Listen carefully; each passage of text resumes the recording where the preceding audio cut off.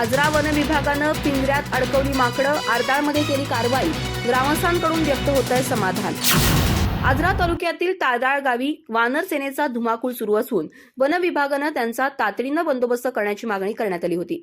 त्या पार्श्वभूमीवर या मागणीला यश आलं असून आजरा वन विभागानं यानुसार कारवाई आरंभली आहे। विभागाच्या जाळ्यात ही माकडं अलगद सापडत आहेत। याबद्दल वन विभागाला ग्रामस्थ धन्यवाद देत आहेत। तालुक्यातील आरदाळ गावामध्ये गेल्या 6 महिन्यांपासून आठवड्याभरातून एकदा वानरांचा उच्छाद सुरू असतो। एकाच वेळी 6 ते 10 वानरांचा कळप गावातील भैरीदेव मंदिराकडे पिंपळाच्या झाडावर येऊन आजूबाजूच्या कौलारू घरांवर, झाडांवर, सिमेंटच्या पत्र्यांवर उड्या मारत असतो। त्यांच्या मागे भुंकत गावातील कुत्री लागतात, तसा त्यांचा उच्छाद अधिकच वाढतो। यात कौलारू घरांचे आणि पत्र्यांच्या घरांचं मोठं नुकसान होतंय।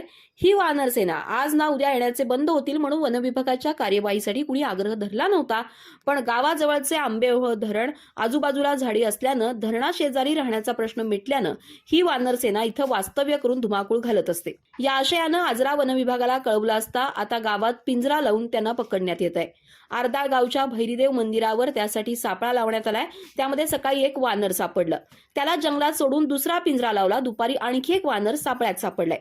आरदाळसह परिसरातील नागरिक वन विभागाच्या या कार्यवाहीचं स्वागत करतायत। ही मोहीम पुढे चालूच राहणार असून आणखी काही वानर सापडतील अशी आशा आहे।